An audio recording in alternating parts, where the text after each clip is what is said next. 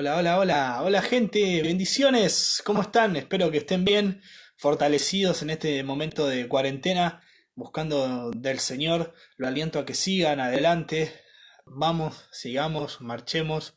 Ahí ya se conectó Nadia, vamos a tener una entrevista con Nadia Márquez, concejal de Neuquén. El que quiera hacerle las preguntas, vamos a estar contestando. eh, y sigamos firmes en este tiempo de cuarentena. Hola Nadia, bendiciones, Hola, pastora, Lu, bendiciones. ¿cómo estás? ¿Por qué no? Gracias por... No muerdo, no hago ¿Se, nada. se escucha bien? Sí, sí, yo te escucho bien, ¿vos me escuchas bien? Sí, sí. Gracias por el tiempo, gracias por la oportunidad de la entrevista. Sé que tuviste un día muy, muy cargado y bueno, gracias por eso. No, por favor, a ustedes siempre es lindo poder compartir. Tengo que hacer así como una peripecia familiar porque tengo tres niños pequeños, así que para mantenerlos calmados tengo que ponerlo uno con la tele, el otro con... Y así como para que no estén acá saltando encima mío más que nada y que nos podamos entender un poco más. Sí, no, obviamente es complicado. Bueno, yo no soy padre, pero bueno, en algún momento lo sé, lo seré, pero siempre escucho los consejos de los padres.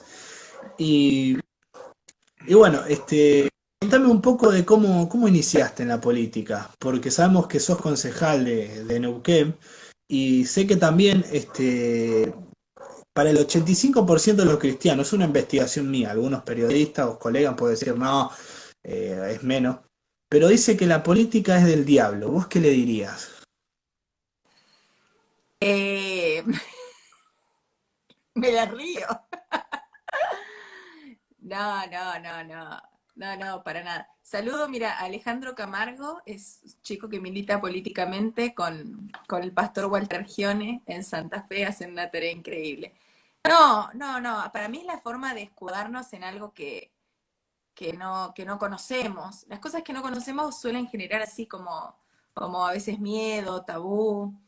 Antes se decía que la universidad era el diablo, entonces no teníamos que ir a la universidad, que el cine era del diablo. Pero vamos creciendo, vamos cambiando. Yo no comparto el concepto, pero no creo tampoco. Veo que hay mucho cambio, la gente ya empezó a darse cuenta, la gente cristiana, que la política, al menos para mí, es un campo misionero, como cuando se va a África, como cuando vas a otros lugares. Son lugares a donde se necesita llegar y alcanzar la gente y estar con los valores cristianos. Así que no, no les diría nada, me reiría de ellos un ratito. Obviamente, obviamente. No, sí, sabemos que también si uno se pone a leer la Biblia es cuando Dios dirigía a su pueblo había política también, porque si David era rey, entonces, y era presidente. Y contame un poco cómo estás viviendo la cuarentena, Neuquén, si hay casos, o... Bueno, en Neuquén tenemos, no, digamos en términos números finales, que capaz no suena tanto, 100 contagiados más o menos. El asunto es que, bueno, cada 100.000 habitantes nos coloca en el puesto número 5 de las provincias de contagiados, cada 100.000 habitantes, porque obviamente es una provincia chica. Y en muertos estamos segundos, aunque tenemos poquitos muertos, pero bueno, cada 100.000 habitantes, obviamente a nosotros nos suma más. Y después en el interior, de estos 100 casos, está un poco menos del 50% en la ciudad capital, y después tenemos dos localidades en que una familia hizo un cumpleaños con 40 personas, entonces tenemos una localidad del interior muy, muy chiquitita que tiene unos 30 y pico de contagiados, pero bueno, en términos, vamos llevándolo bien, como se puede, se va a extender, ¿no? En mi caso salgo solamente cuando tenemos las sesiones del consejo y después intento de, salvo lo que es comprar y demás, quedarme acá en casa. Y uno a veces sabe qué hacer y después ya no sabes qué hacer. Es lo importante, intentar de más o menos mantener algunas rutinas como para ayudar. Y claramente, claramente. Este programa no solo lo mira el ambiente cristiano, sino el ambiente de la persona que no cree. Por eso se llama el programa Dicen que soy aburrido, porque antes de hacer el programa dije, ¿cuál es el nombre? Porque nombre bíblico hay millones. pero yo Sí. quiero un hombre que pe. Entonces salí a hacer una mini encuesta de gente que no conoce el Evangelio. Dice, nada, cristiano es aburrido, el cristiano, nada, el saquito, la corbatita. Entonces dicen que soy aburrido. Y me decía la gente, pero ya pasó artista de rock, pasaron de cumbia, queremos hablar con una persona del ambiente político, cristiano, sé que hay. Y bueno, por eso te elegí también para la entrevista. Y obviamente que hay algunas preguntas que también están reformadas con el tema del pensamiento de la persona, obviamente que no conoce la palabra de Dios. Primero como pastora, ¿vos pensás que el virus fue creado o fue enviado por Dios? No, nada, creo que son cosas que pasan, no, son cosas que tienen que ver con el libre albedrío, con las decisiones que vamos tomando. Dios creó así el mundo y es parte. Yo no soy, quiero contarle a la gente que no soy así como muy ni mística, ni todo. Para mí las cosas pasan y pasan, punto. ¿Qué sé yo después? ¿Por qué pasa? ¿Por qué no pasa? Pero a mí me parece que tiene que ver con la sociedad en la que vivimos, y no es como que empezar a plantear, ¿y por qué un accidente? Dios lo mandó el accidente, Dios lo permitió. Son cosas del libre albedrío y de nuestra vida que no es infinita, es finita y tiene fecha de finalización y obviamente no nos gusta, nosotros tenemos el sentido de eternidad, por eso la Biblia dice que Dios puso eternidad en el corazón de los hombres, nosotros siempre intentamos trascender.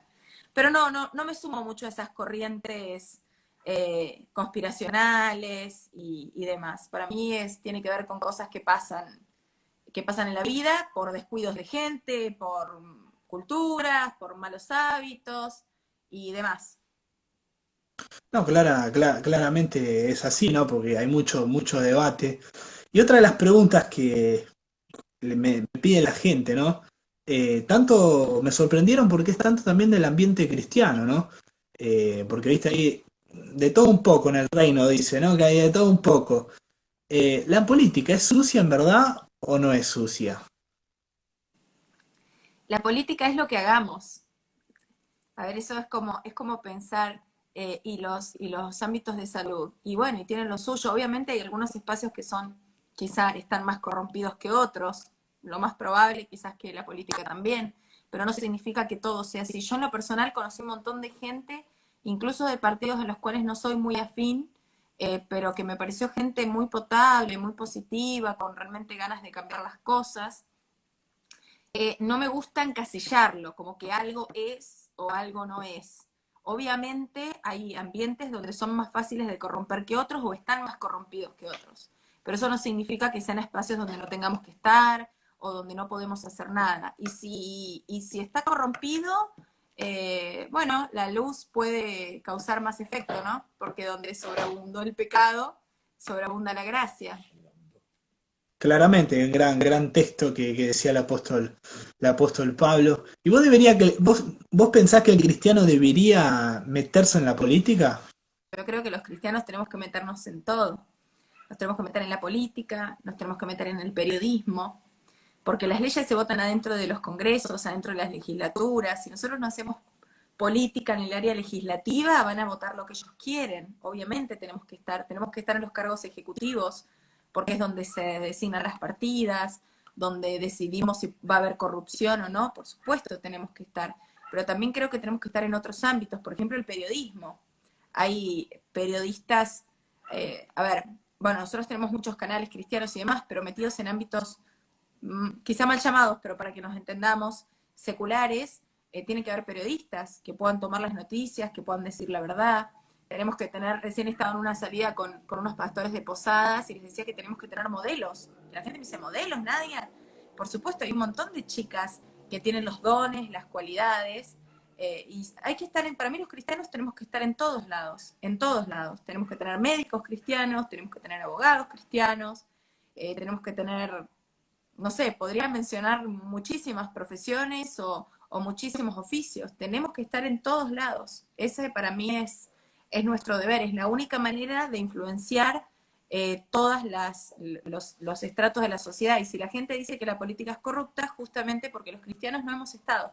Porque si hay una característica que debe tener un cristiano, es ser una persona honesta, pensar en el bien común.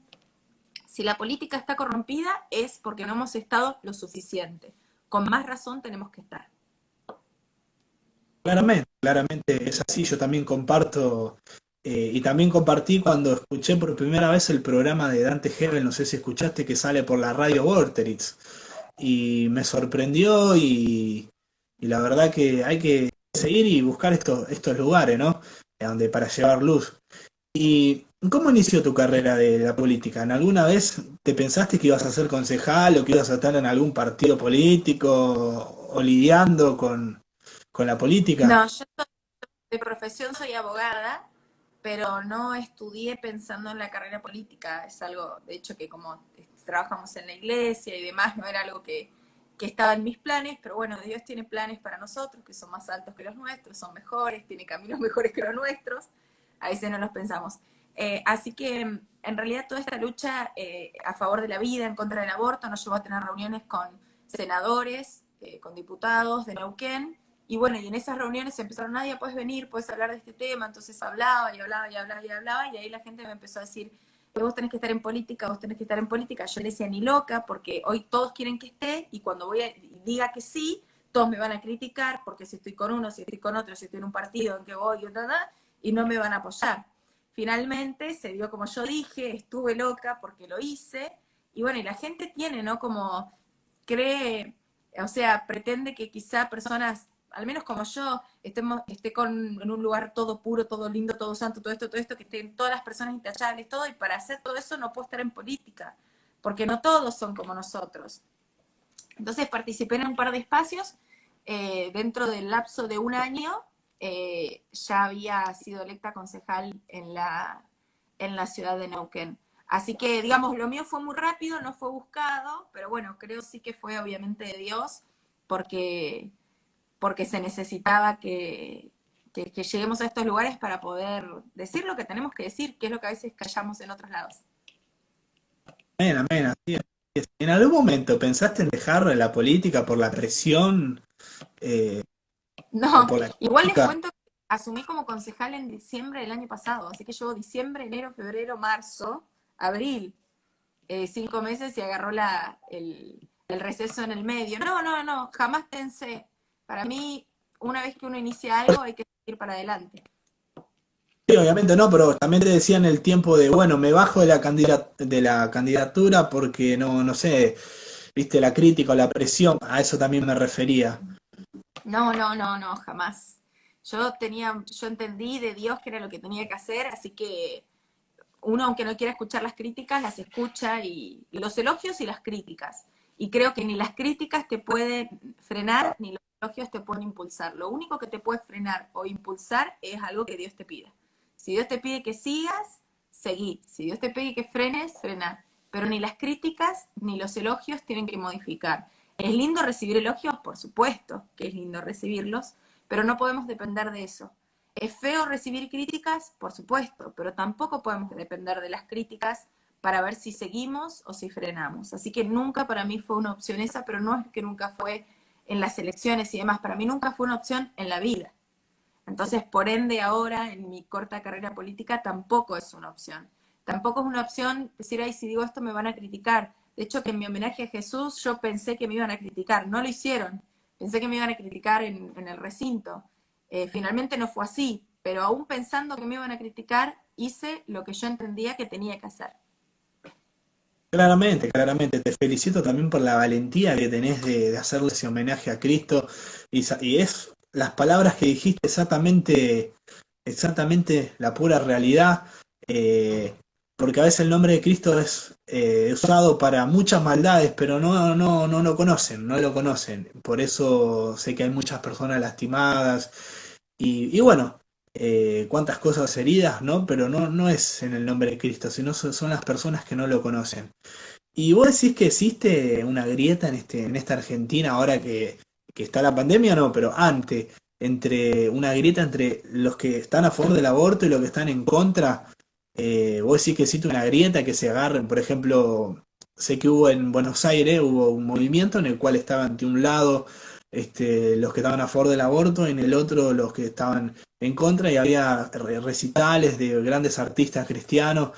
y sé que hubo violencia. ¿Vos decís que estas movidas pueden generar violencia del otro lado?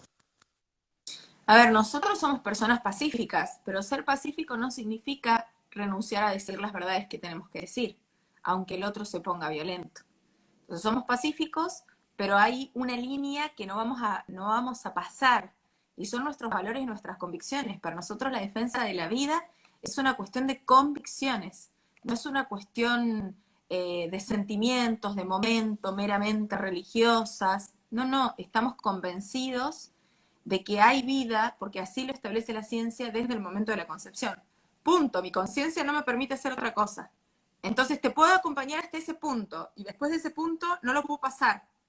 Me voy a llevar bien con vos, te voy a respetar, pero voy a decir lo que tenga que decir. Yo no sé si es grieta o no, pero yo es una línea que no paso. Y si hay del otro lado alguien que tampoco pasa esa línea para defender la vida, y evidentemente vamos a estar en veredas distintas. Creo que sí, lo importante es saber que discutimos ideas. El problema en Argentina está cuando empezamos a agredirnos personalmente. Yo conocí personas en el Consejo Deliberante que están en términos ideológicos en la vereda opuesta a la mía, enfrente, pero somos muy respetuosos, nos llevamos bien, nos reímos juntos. Cuando tenemos que debatir un tema, lo súper debatimos, pero somos respetuosos. Y también conocí gente que está en la vereda opuesta y que son agresivos y que solamente pretenden descalificar al otro. Y bueno, y ahí no lo hago yo y no lo comparto. Pero lo importante creo que es que sepamos que debatimos ideas y no personas. Claramente, claramente. Y sé que también en una investigación que hice y también que también subí varias preguntas para hacer, ¿qué se siente formar parte del frente donde pertenece el presidente de la nación? Sabemos que antes de la pandemia estaba a favor del aborto. Yo no participo de ese espacio. No, obviamente, ya sé, no, pero sé que cuando tenés que juntarte con gente del movimiento, sé que también si tenés que reunirte con el presidente, te reunís.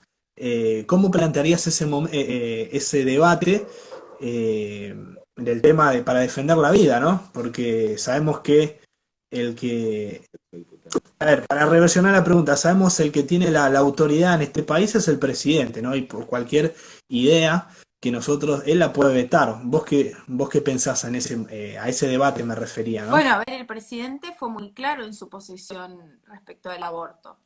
Yo en algo lo felicito, y es que fue honesto, que dijo lo que pensaba. No me gusta lo que piensa, no comparto lo que piensa, pero bueno, dijo lo que pensaba, en eso me parece correcto. Y eso no significa que sea la última palabra no la tiene el presidente, la última palabra la tiene el pueblo. Y creo que eso es lo importante que nosotros tenemos que saber, manifestarnos en cada una de nuestras ciudades, en los consejos, en las legislaturas, y bueno, y generar la presión social para que la vida realmente se defienda. Entonces, Claramente. en ese sentido, lo respeto, aplaudo que lo haya dicho tan claramente, me apena que gente que defienda la vida lo haya votado o que lo apoye, no es algo que, o sea, no es una línea que para mí se puede cruzar. Eh, Quizá, a ver, me voy a explicar, me voy a corregir en lo que dije.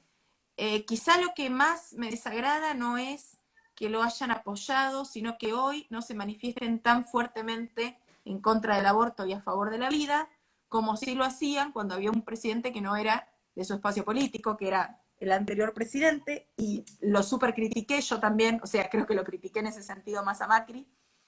Lo que quiero decir es que me parece que el punto está que independientemente de donde nosotros estamos, que podamos decir lo que pensamos y defender nuestros valores. Ese es el punto, me parece. Claramente, claramente, igual también no solo de los valores de la vida, sino de la familia y muchos valores que se perdieron, por eso también hay mucha violencia, hay mucho odio porque se perdieron esos valores, ¿no? Del amor al prójimo.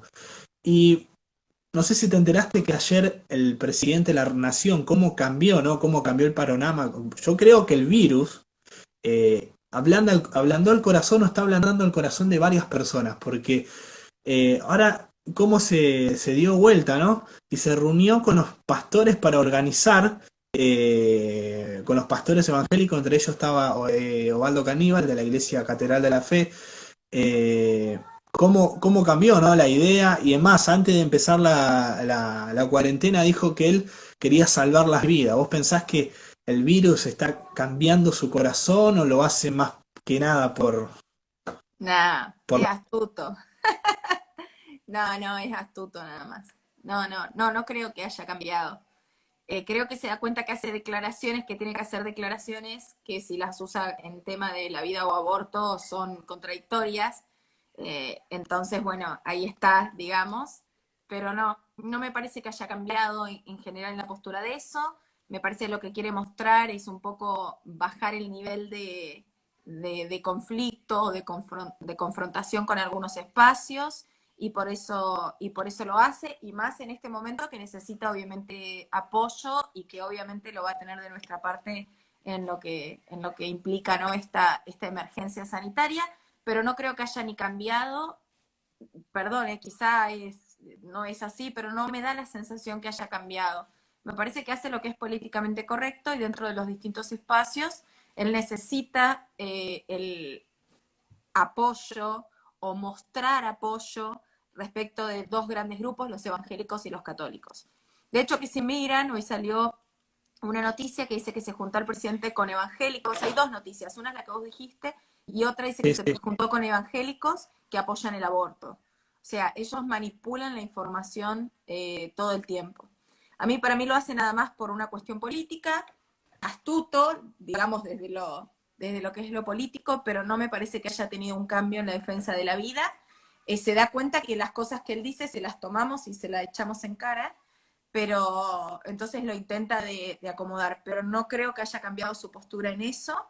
Y justamente creo que, aunque algunos dicen, bueno, ahora no es tiempo de plantear esto, yo creo todo lo contrario. Ahora es el momento de levantar todavía más estos valores, estos estándares, y comprometerlo al presidente, a los gobernadores, a los intendentes en lo que es la defensa de la vida. Claramente, claramente. Bueno, por eso quería la opinión políticamente, porque no la tenía, porque veo que se juntan mucho con los evangélicos y que habla Es la mucho de foto, la vida. Ah, la es la foto. foto nada más. ¿Qué nos Y dio? ¿A qué, digamos, a ver, en el Ministerio de la Mujer pone mujeres feministas? En el, en los, en, ¿A qué tenemos nosotros? Nada. Hacemos de todo, hacemos una tarea social impresionante y demás, y no tenemos espacios. No, no, me parece una foto nada más, y él lo hace para la foto. Lamento yo que a veces nosotros no tengamos la misma astucia para salir y decir, dijimos esto, filmamos, hicimos lo otro, y ¿Y, queda y más como cómo, que nos... y cómo tomás la postura, por ejemplo, si vos te invita el presidente, ¿no? A una reunión, ¿vos irías a la reunión sabiendo que no va a cambiar la postura? Mira, yo no me gusta hablarlo como si fuera en el lugar de otro, porque parece que estoy hablando del otro y una cosa es pensarlo de afuera y otra cosa es estar en ese lugar. Yo coincido con los pastores que fueron, yo iría, creo que tendría así una estrategia un poco más agresiva en lo comunicacional, para que después lo que se salga a decir evidentemente refleje lo que fue la reunión. Y hoy los medios de comunicación no reflejan lo que estoy segura, conociendo a los pastores, que fue la reunión. ¿Se entiende? Sí, sí, Entonces sí, sí. tendría una estrategia comunicacional. O sea, yo sí o sí iría con el agente de prensa con el cual trabajaría para que filme y para que se escuche bien exactamente qué es lo que quiero transmitirle, o en su defecto, sí, apenas salgo, organizaría una conferencia y reiteraría de manera pública lo que hablamos y lo que pienso. Pero sí, Claramente, concuerdo con lo que hicieron. bueno, claramente, claramente.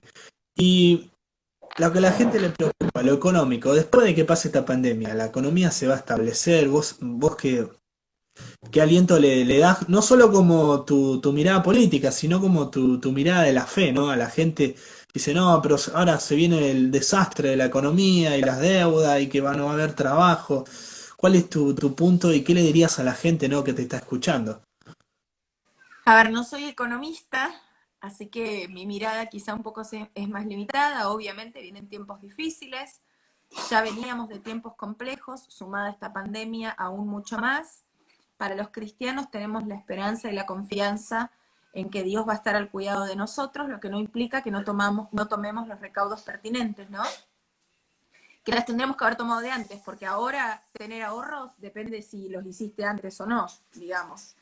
Son cosas que tenemos que hacer, que tenemos que prever en la medida de lo posible eh, y otras cuestiones. Y después, obviamente, el esfuerzo de cada uno por todo lo que podemos y lo que tenemos que hacer en nuestro trabajo y demás.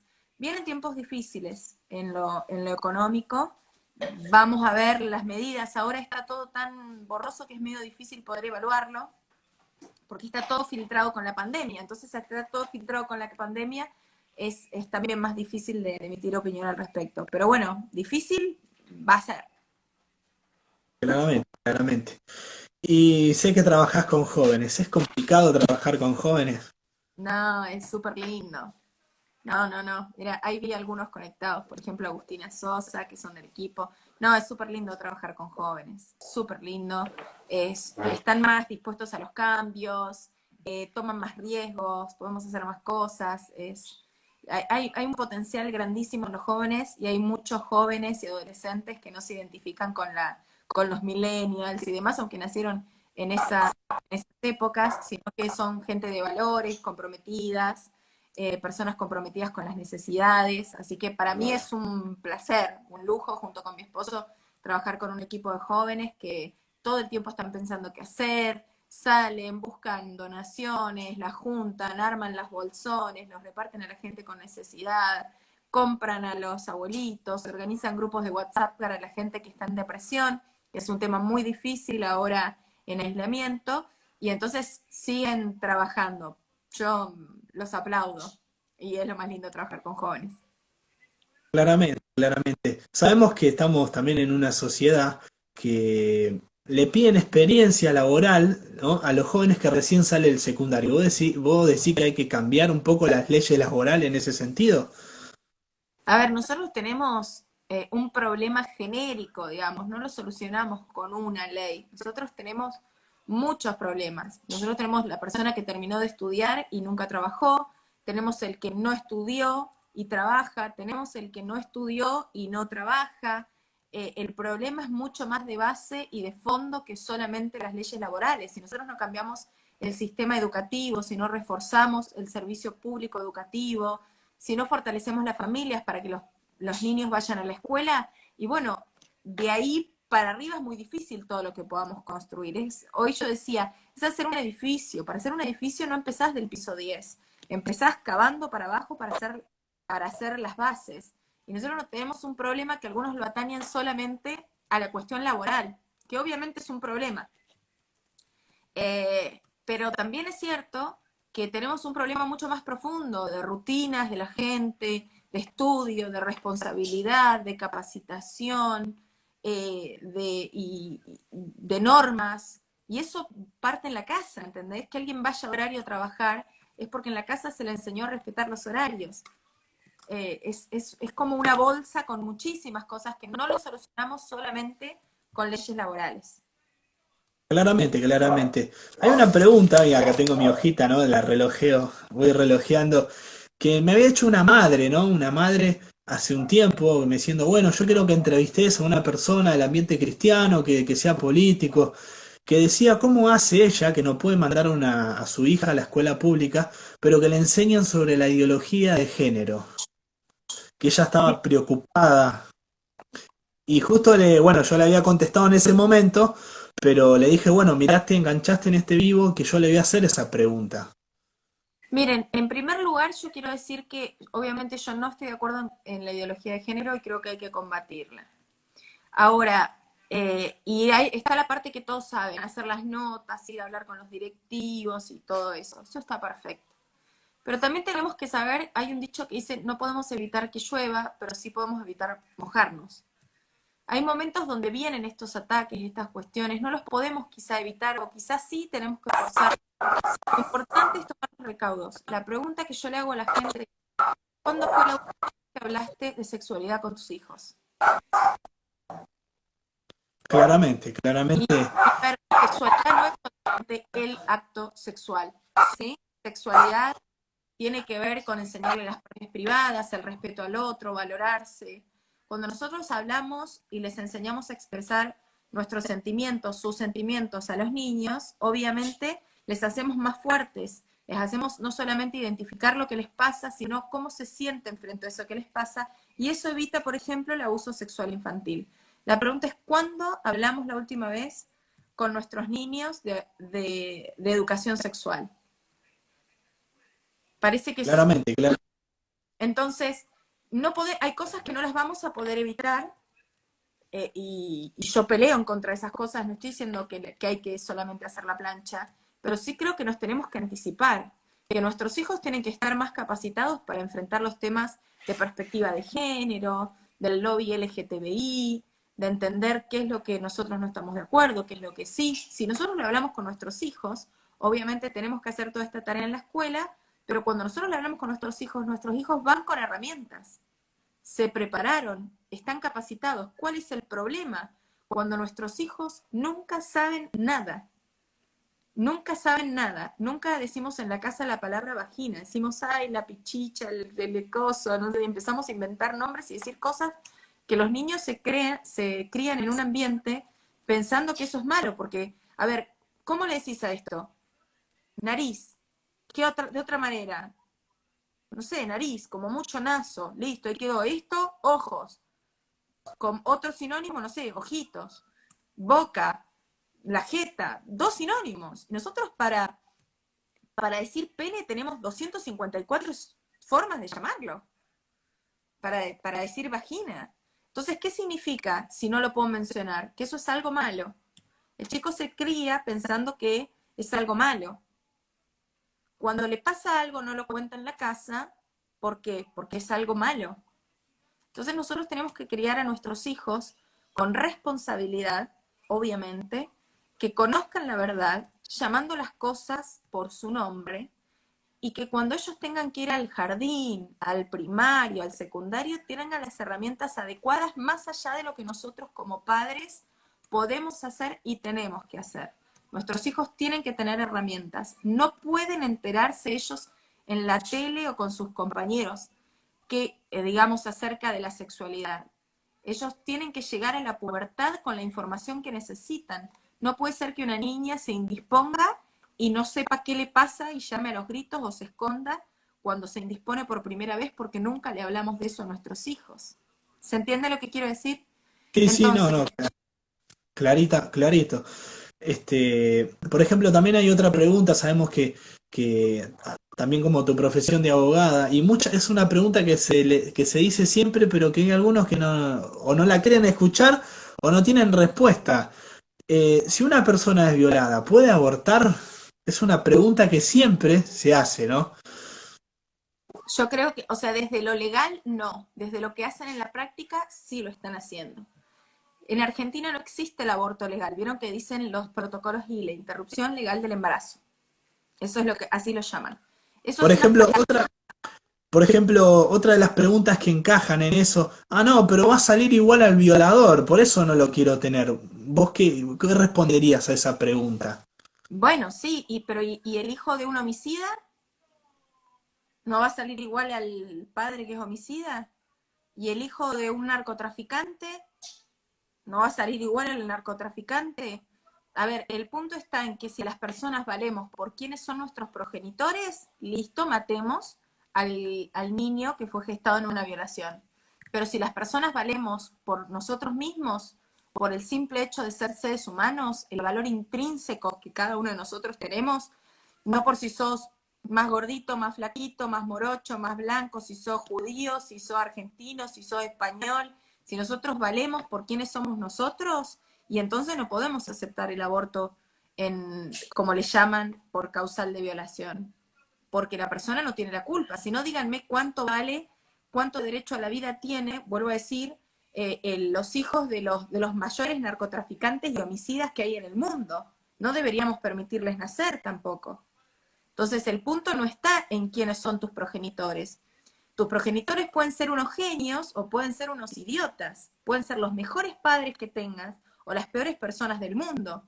Pero eso no cambia en el valor de tu vida. El valor de tu vida es intrínseco porque solo somos seres humanos. Hay una frase que decía que hay vidas que son menos dignas de ser vividas. Eso lo dijo Hitler para justificar la matanza, una matanza legal de los judíos. Él decía que los judíos eran subespecies, subpersonas, eran menos dignos, eran vidas menos dignas de ser vividas. ¿Por qué? Porque eran judíos. Para otros, los menos dignos de vivir eran los de raza de color, como los llamamos, los negros. Ellos eran menos dignos de servir. Entonces podían ser esclavos, se los podía violar, se los podía matar, les podían pegar. ¿Por qué?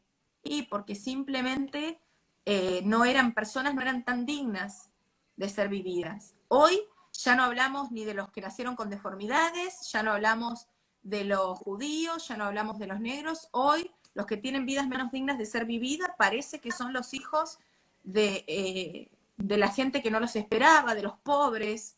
Parece que si sos bonito, bueno, sano, esperado, con una familia perfecta, que tiene plata, que son honorables y todo, tenés derecho a vivir. Ahora, si no te esperaban, si naciste con alguna enfermedad, si sos producto de una, concebido a través de una violación, etcétera, etcétera, etcétera, no tenés dignidad. Y en el medio, ¿cómo hacemos para decir cuánta dignidad, cuánto derecho a la vida tiene el resto? Entonces, si alguien me dice que valemos por quiénes son nuestros progenitores, bueno, listo, aceptemos el aborto en causal de violación. Pero también quiero discutir cuánto derecho a la vida tienen los hijos de los homicidas, cuánto derecho a la vida tienen los hijos de los narcotraficantes, cuánto derecho a la vida tienen los hijos de los infieles, cuánto derecho a la vida. No es mi postura.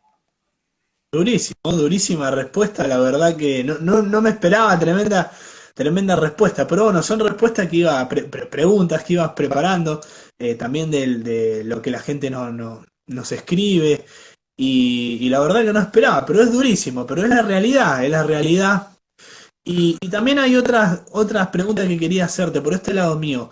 En el lado hospitalario, porque yo veo y recorro, me gusta recorrer, en este momento no, pero antes los hospitales y escuelas y hacer entrevistas y mirar.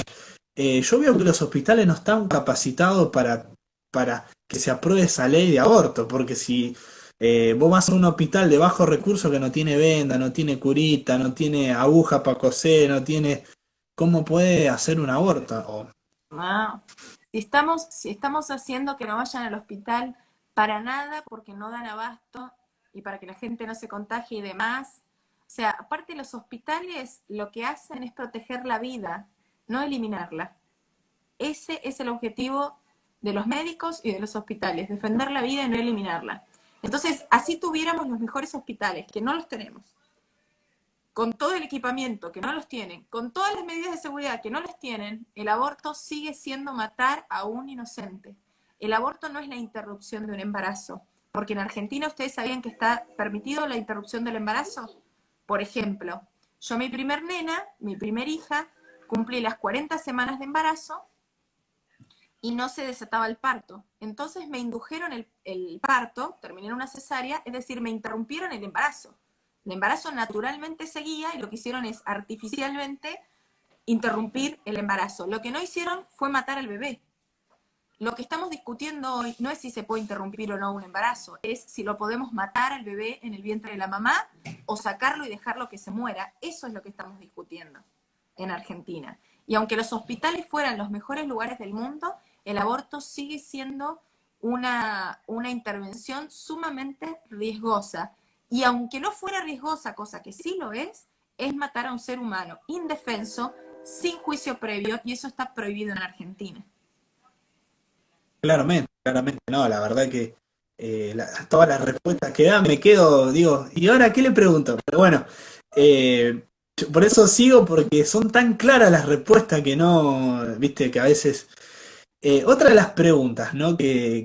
Habitualmente, no, pero viste que se van a una bruja y que una bruja le mete un gancho y que lo lastima a la mujer y que eh, tiene el mismo riesgo, aunque siendo un hospital, que yendo a una curandera, una bruja o no sé quién.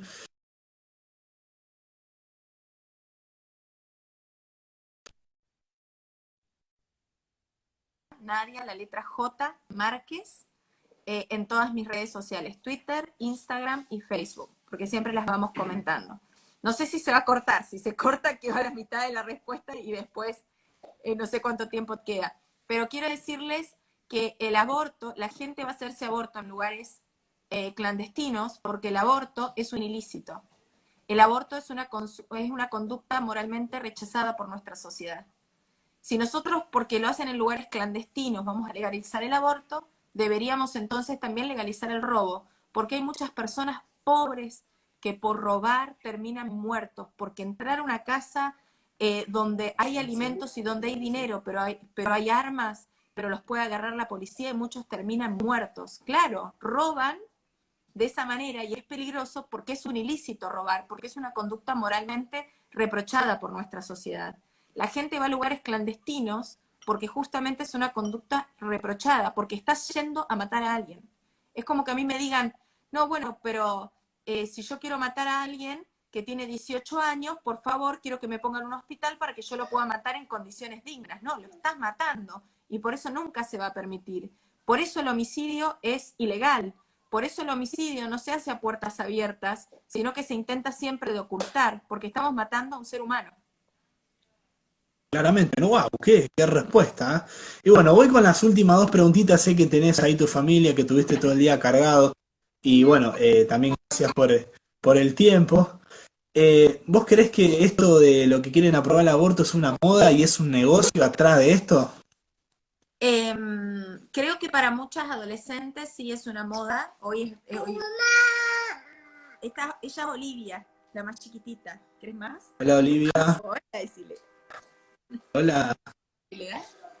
Creo que para muchos sí es una moda, pocos tienen fundamentos, pero bueno, para nosotros no es una moda, para nosotros es defender la vida de un ser humano. Creo que hay muchos que sí, que no saben. Por ejemplo, a mí la gente me dice Nadia, pero el derecho a disponer sobre su propio cuerpo, bueno, entonces también reclamemos el suicidio legal y gratuito.